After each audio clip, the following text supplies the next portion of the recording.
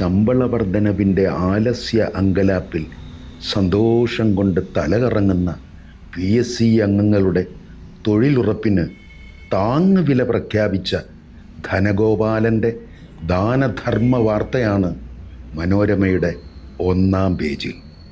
പുറത്ത് തുച്ഛമായ വേതന വർധന ആവശ്യപ്പെട്ടുള്ള ആശാവർക്കർമാരുടെ സമരം 10-ാം ദിവസത്തിലേക്ക് കടക്കുമ്പോൾ അകത്ത് സെക്രട്ടേറിയറ്റിൽ PSC ചെയർമാൻ്റെയും അംഗങ്ങളുടെയും ശമ്പളത്തിൽ 1.6 ലക്ഷം രൂപയിലേറെ വർധന വരുത്താൻ മന്ത്രിസഭ തീരുമാനിച്ചു.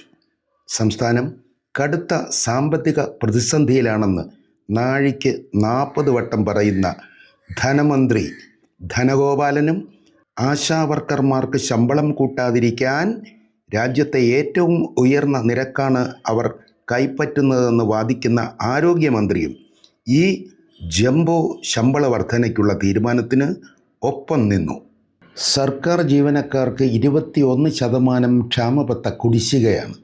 3% ബജറ്റിൽ പ്രഖ്യാപിച്ചെങ്കിലും പിന്നെയും 18% ബാക്കി.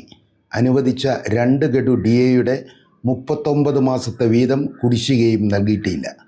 ക്ഷേമ പെൻഷനിലുമുണ്ട് കുടിശ്ശിക. സ്കൂൾ പാചകത്തൊഴിലാളികൾക്കും സ്പോർട്സ് കൗൺസിൽ പരിശീലകർക്കും 3 മാസമായി വേതനമില്ല.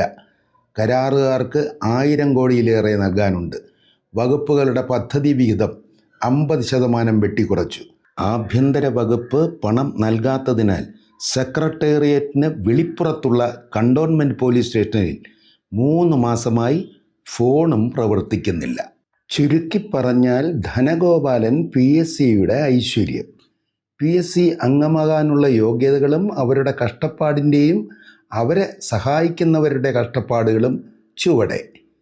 അംഗങ്ങളുടെ കാലാവധി 6 വർഷം അല്ലെങ്കിൽ 62 വയസ്സ്.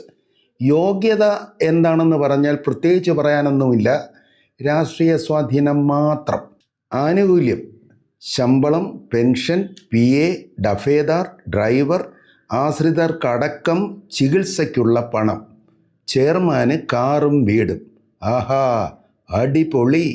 മദ്യപ്ലാന്റ് മുന്നോട്ട് പോകുമെന്നും നാടിന് അത് ആവശ്യമാണെന്നും മുന്നണി യോഗത്തിൽ മുഖ്യമന്ത്രി. പാലക്കാട് എലപ്പള്ളിയിലെ മദ്യനിർമ്മാണ പ്ലാന്റിന് അനുമതി പാടില്ലെന്ന CPIയുടെയും RJDയുടെയും ആവശ്യം LDF യോഗം തള്ളി. പദ്ധതിക്ക് മന്ത്രിസഭ അനുമതി നൽകിയതാണെന്നും നാടിന് അത് ആവശ്യമാണെന്നും മുഖ്യമന്ത്രി പിണറായി വിജയൻ പ്രഖ്യാപിച്ചു. CPIയും RJDയും പിന്നീട് വായ തുറന്നില്ല. ഈ വിഷയത്തെ ആസ്പദമാക്കി ബൈജു വരച്ച കാർട്ടൂൺ ചിത്രവും ശ്രദ്ധേയമാകുന്നു.